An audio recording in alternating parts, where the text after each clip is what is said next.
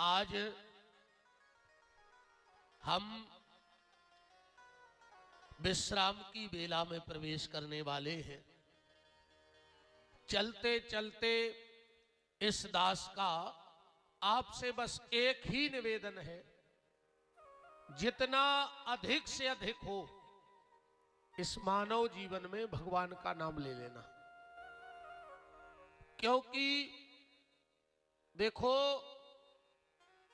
अगर तुम्हारे काम कुछ आएगा तो भगवान का नाम आएगा, तुम्हारा सत्कर्म ही तुम्हारे काम आएगा, और कुछ काम में आने वाला नहीं है। धनानि भूमौ पस्माश्च गोष्ठे नारी गृहद्वार सखा श्मशाने देहेश्चितायाम परलोक मार्गे धर्मानुगो गच्छति जीव एका। धन भूमि में गड़ा रह जाएगा, वाहन गैरेज में खड़े रह जाएंगे, पत्नी घर का दरवाजे तक छोड़ेगी,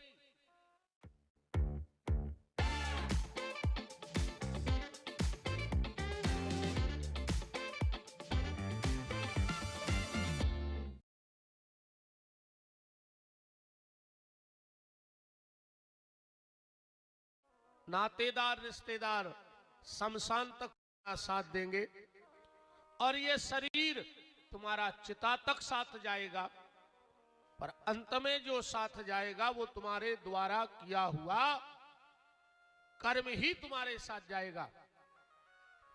देखो,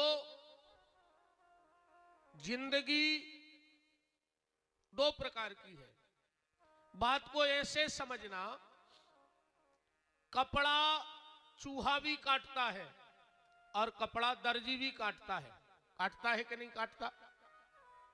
कपड़ा चूहा भी काटता है और कपड़ा दर्जी भी काटता है, पर काटने काटने में अंतर है। जब चूहा कपड़ा काटता है तो कपड़े का बंटा झाड़ कर देता है, पर जब दर्जी कपड़ा काटता है तो कपड़े का उद्धार कर देता है। तो जिंदगी जानवर भी काट रहा है और जिंदगी मनुष्य भी काट रहा है,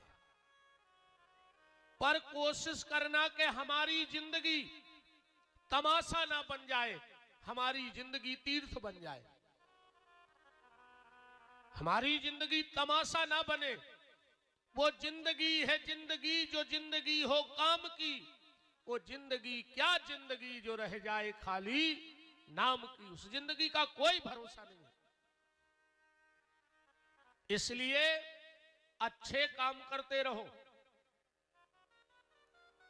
अच्छे काम का फल कैसे मिलता है? आजकल लगभग हर व्यक्ति के हाथ में मोबाइल है, और मोबाइल में व्यक्ति अलार्म लगाता है, पर जिस वक्त वो अलार्म लगाता है उस वक्त अलार्म बजता नहीं है, पर जिस वक्त का लगाया है उस वक्त बिल्कुल ठीक टाइम पे बजेगा। जगाने के लिए अलार्म लगाते हैं। अच्छा, एक बार क्या हुआ, एक पति पत्नी में झगड़ा चल रहा था, एक दूसरे से बात नहीं कर रहे थे। अब पतिदेव को जाना था सुबह 4 बजे की ट्रेन से बाहर, तो सोचा अब क्या करें, पत्नी से बात नहीं हो रही, जगाएगा कौन? तो उन्होंने एक पर्चे पे लिख के कि सुनो, मुझे 3:30 बजे उठा देना, 4 बजे हमारी ट्रेन है, हमको अर्जेंट जाना है, और टेबल पे रख के पतिदेव सो गए। अब पतिदेव की नींद खुली 8 बजे। गुस्से में पत्नी के पास गए, बोले तूने मुझे जगाया क्यों नहीं? बोले आपने बोला क्यों नहीं? बोले मैंने पर्चा लिख के रखा था। पत्नी बोली जाओ टेबल के पास। और जब पतिदेव टेबल के पास गए तो वहां दूसरा पर्चा रखा था, प्लीज उठ जाओ 4 बज गए। भाई, जैसे तुमने जगाने को बोला वैसे हमने जगा दिया। तो जगाने के लिए अलार्म सेट होता है, तो जिस वक्त लगाया जाता है उस वक्त नहीं बचता है, पर जिस वक्त का लगाया गया है उस वक्त जरूर बचता है। ये कथा कीर्तन सत्संग परोपकार ये क्या है? बोले ये मन का अलार्म है। 7 दिन से आप लोग अपने मन का अलार्म सेट कर रहे थे, ये कब बजेगा पता है? कई बार चर्चाओं में माताएं कहती हैं कि दीदी आज हमाओ नाती दूसरी छत से गिरो, पर इतनी सी आंच नहीं आई, का पता कौन हमाओ धर्म आड़े आ गो, सो आज नाती बच गया। मतलब कभी ना कभी कुछ अच्छा किया होगा तब तो आज वो बच गया, और ना किया होता तो कहां से आ जाता। एक बस का एक्सीडेंट होता है और उसमें 10 लोग मर जाते हैं और 5 बच भी जाते हैं, तो उनको बचाने क्या उनका पैसा गया था, या उनके नातेदार रिश्तेदार गए थे, या कोई पहुंच पकड़ वाले का फोन आ गया था कि बस में 6 लोग जा रहे हैं, उनमें 2 खास हैं, वो न मरे। उस वक्त तुम्हारे सत्कर्म ही तुम्हें बचाते हैं। कोरोना काल में मैंने जितना भी, काम तो कुछ था नहीं, तो गौशाला में रहते थे और अपने अध्ययन करते थे। पूरे उतने समय का मैंने सिर्फ एक निचोड़ निकाला, मुझे एक शब्द लगा कि हाँ ये मेरी मेहनत सफल हो गई शास्त्र पढ़ने की। गर्ग संहिता में मैंने पढ़ा कि अपने जीवन को किसी के जीवन से जोड़ दो तो भगवान तुम्हारी सांसें भी ज्यादा बढ़ा देगा, तुम्हारे जीवन के विघ्न भी परमात्मा दूर कर देगा। बस अपनी सांसों को किसी की सांसों से जोड़ लो।